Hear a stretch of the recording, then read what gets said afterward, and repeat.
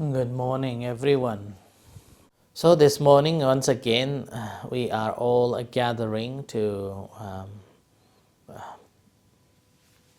show our appreciation and gratitude to the Buddha uh, and also performing our duty as a Buddhist by paying respect to the Buddha Dhamma Sangha and doing this chanting. And this is also a form of a declaration that we have taken the sacred refuge with words and also with a deed.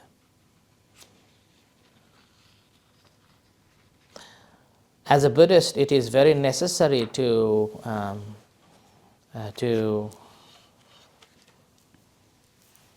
have to express our faith and confidence in the Triple Gem.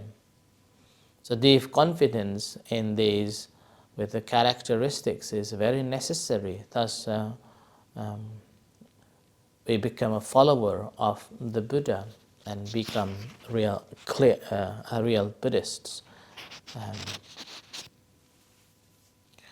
As a result, in many different Buddhist countries, taking a refuge is done in a presence of the bhikkhu or the monk, and saying with the clear words and with a full confidence, saying that I go to the refuge, I go to the Buddha for my refuge, Dhamma for my refuge, and Sangha for my refuge. And rather than just saying once, we normally say it 3 times, simply to firmly confirming that yes, this is what I am taking refuge. Nevertheless, it is also acceptable that in case if there is no monks available near you and you have a desire to take a refuge, at least some important days you want to remind yourself of your practice, then you may sit next to the Buddha or the picture or any sacred image or objects you have at your home. You can pay homage to it and take the refuge. Now we may have this understanding that the Buddha encouraged us to practice sila, samadhi and panya. Sila here means the practice of ethical, moral conduct. And samadhi is the practice of a meditation, and panya is the cultivation of the wisdom. So when we look at that, Buddha didn't mention about taking the saranagama or taking the 3 refuges as per for the development of our spiritual gain. We may have this thought of we have accept the precepts, why should we accept the Triple Gem again? And there are also, particularly in the modern days, there are people who have this concept or perception that we are interested in a Buddhist meditation but not interested taking the refuge or not even taking the precepts. That it may seem helpful, but from the mental state, it will not gain that much benefit since the practice is driven by some sort of a desire or some sort of still hidden under the self identity or a self personality and understanding. So that's why although we observe the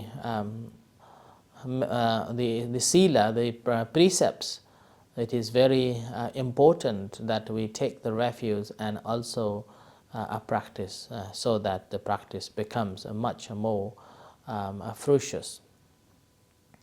Now, having said that, doesn't mean that we have to take the precepts in order to, we have to take the the refuge, and only then we can observe the 5 precepts and practice the Dhamma. It is not like that. We can practice meditation without going forth to the Buddha Dhamma Sangha. We can practice without the moral practices, but the fruit that we are going to get will not be that greater.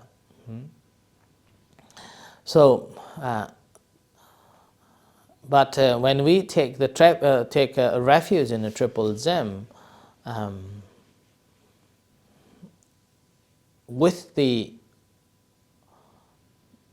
when we are observing the 5 precepts with the triple gem, then is the highest state, one that should be able to attain. Since as we know that Buddha and Dhamma Sangha, particularly Buddha alone can teach the way. The Buddha alone who has taught the way to attain the supramundane level of understanding in even the morality and concentration and wisdom. So it is better to put the mind on the path that is charted out by the fully enlightened one. So at the beginning of the sacred acts, the taking refuge to the triple gem must be done so that we will get the real benefit from it. Afterwards, then the 5 precepts or whichever precepts that you want to observe.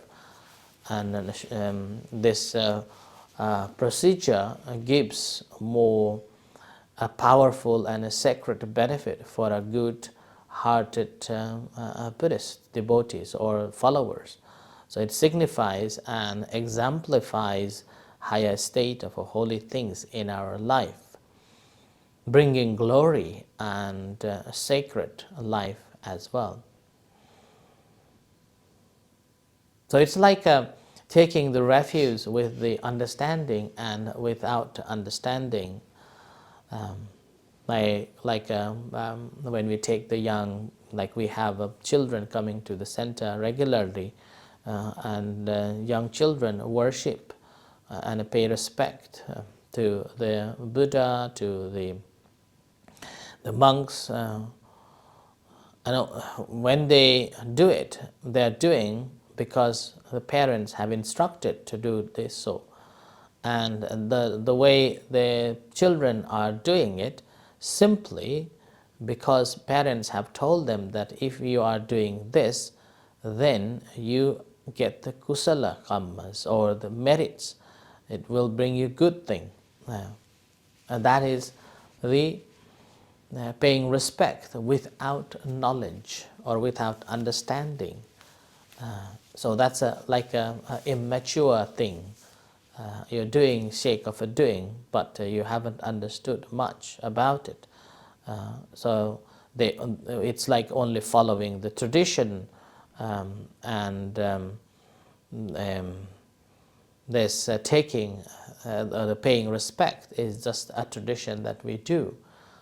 Whereas, and with it similar when we are observing 8 precepts. Normally in our center, we request everyone to pay respect to the Buddha Dhamma Sangha first, and then take a refuge in a Buddha Dhamma Sangha by saying Buddhang Saranang Gacchami, Dhammang Saranang Gacchami, Sanghang Saranang Gacchami before you observe the 5 precepts. That's again, some are doing just as a tradition, some are doing as just a ritual, some are doing, after doing so, we gain the merits. And that is actually only a tradition or a ritual that we are doing. And that's we haven't understood the real meaning of it. Nevertheless, it brings merit, and our mind is in a state of a wholesome. And such a good, this is also a good behavior, and which is the act that we are doing of following the elders, of following other members. On the other hand, if a person worships or does such rituals, tradition, and pays respect to the Triple Gem, with a great respect and understanding the basic values of it, the basic values of these triple gem, the Buddha, Dhamma, Sangha, then it will bring a more benefit. To begin with, we will be able to attain the peace, happiness, and progress in our life. Not only, in fact, it's not just in our life. We are also shaping our mind and accumulating the good merits for ourselves in this life, which will continue effect to the following lives until the attainment of the Nibbana. So that's why following a morality or the precepts along with this taking the refuge on the Buddha, Dhamma, Sangha is essential to attain the Nibbana in a highest form later on. So, this is how it is been done, okay? And then, so there is a story during the time of the Buddha that not this Buddha time, but previous Buddhas. So the Buddha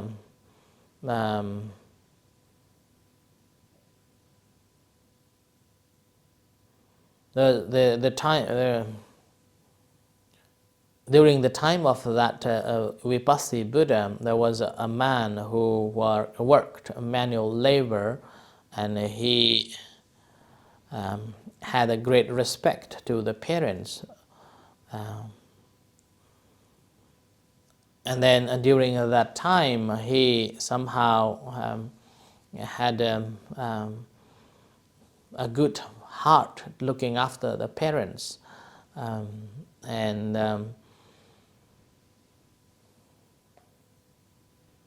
So during that time, then the right hand of a disciple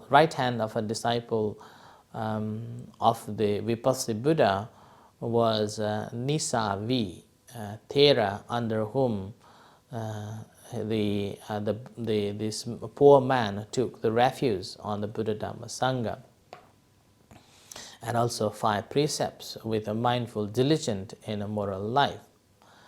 So due to the power of going forth on the triple gem,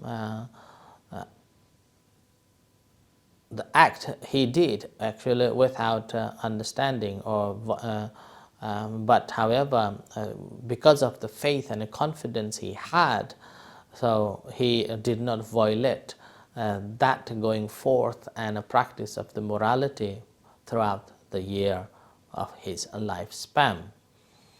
So according to the scripture, it suggests that he, after a breakup of the 5 aggregates, when he died as a human, so he was reborn in the celestial realms, in so-called the Tawatingsa heaven. Now in that Tawatingsa heaven, due to his sacred meritorious deeds that he received, he received the superior respect from other celestial beings, and then he also got the greater power than other members who already reborn in that pleasurable Tawatingsa.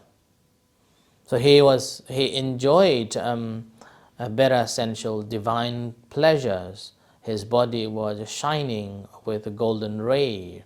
He lived without any danger and trouble. His fame spread far and wide.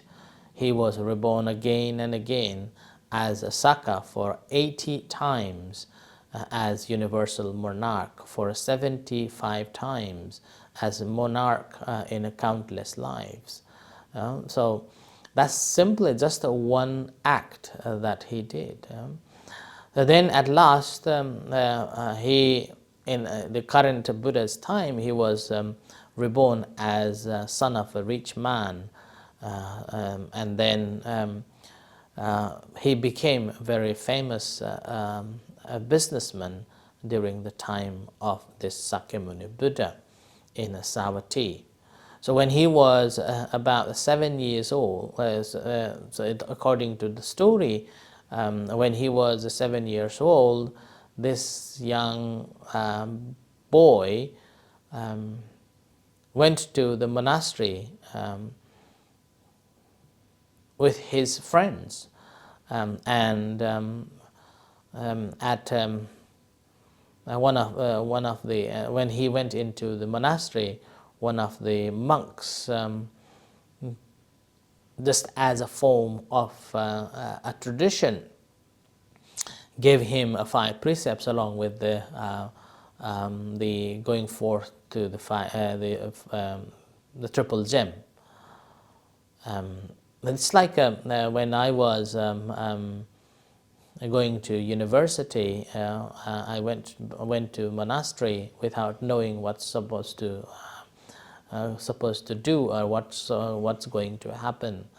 Then in that visit, I was taken by other members to the shrine room, and then they were observing the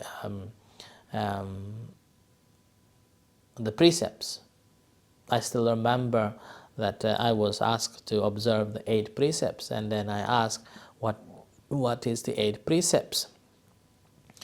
And one of the girls, she explained to me about the 8 precepts, and among the 8 precepts, the one that she explained to me was that not to eat afternoon, and stay in the monastery for the night. And I felt that that's simple, so I can do it. So when I went into the shrine with them, the first thing that I received was the Saranagamana, or the taking the 3 refuges. And after taking that with the fellow members, I was staying in the temple, and that's how my journey to the Buddhism began. And similarly, this Nishabha, or this monk, this boy, went to monastery in Savatthi, and the monk gave him the 3 refuges and the precepts. But because his previous lives, he had observed these precepts and have seen the benefit of it, and then taking the refuge on those birds, as soon as he observed the taking a refuge and the precepts on that life, so he had a great confidence in the triple gem. Right? So he had a great confidence in the triple gem. So with that, he performed he expressed the great faith and the confidence. So that's how then he wanted to become a novice monk, and later on become a monk. After he became a monk, he dedicated himself to study the Dhamma, practice the Dhamma, and eventually he was able to be enlightened. And so later, this story was later is recorded in one of the scriptures, one of the book called the Thera Apadana, which is the collections of Arhat monks. So we can find this story from there. And similarly, there's another story that I normally used to tell to the children about this. A boy was saved by an ogre, or the demon. The simple reason is that this boy was left in the cemetery, and then somehow the two demons came and wanted to eat or have a lunch. This boy as a lunch, dinner, and somehow this boy was saved because he was taught to take the refuse out of this habit. So actually I will tell you this story next time, which is quite similar to the story that I have heard a long time ago and also experienced myself. So this is the story that I will try to link. But anyway, maybe I will forget next day. So the story is that when I was in a school, my principal, school principal, head teacher, he told the story that there were three boys climbed up to the tree, and one was believing in Buddhism, one was believing in Christianity, one was believing in Hinduism. Now the Hindu boy said that, the three boys were having an argument, and these three boys were discussing about the religion. And then they all couldn't come to the conclusion that which God is the powerful one. So they went up to the tree to decide that they all will jump. So one after another, so they climb up to the tree, and then before they jump, so they thought that one at a time will jump. So the Christian boy said, "Okay, I will jump." So he then, "May God save me." So he had a good faith in him. So he jumped and he didn't injured. And then this Hindu boy said, "Okay, so-called Har Har Mahadeva." And then with a great faith in the Mahadeva, he jumped, and he was also fine. And here comes the Buddhist boy, and he had this fear. Oh goodness me, both are safe. Maybe Buddha is not that powerful enough.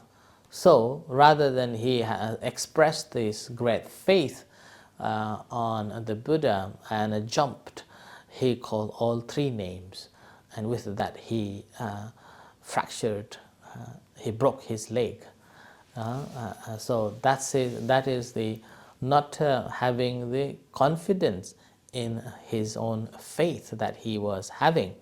So similar, the story that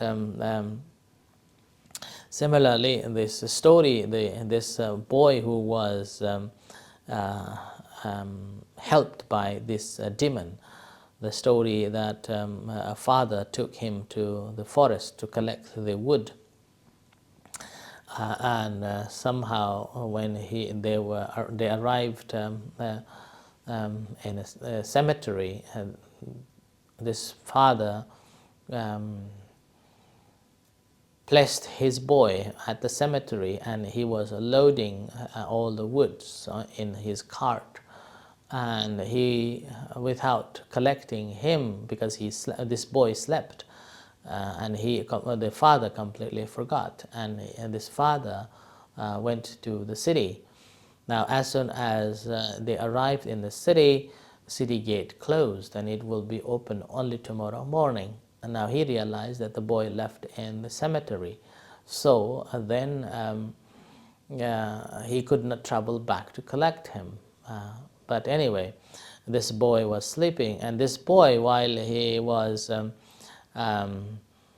in the city, he was playing with the other boys, those who visits the monastery and always taking the refuge. And then this happened that he also picked up from his friends, taking the refuge of a Buddhang Saranang Gacchami, like that. And he was just playful. It became just like Achan Lao say, itipiso. Now everybody, without knowing the in-depth of its meaning or understanding, they have picked up, saying anything happens, anything doing, or anything surprising, it's a itipiso, like that.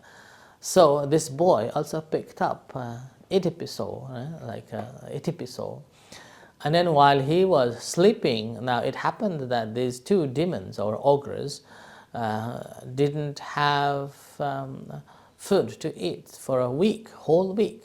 Now they saw this boy and they thought that they will eat. But somehow this one of the demons said that, oh, we should not do it.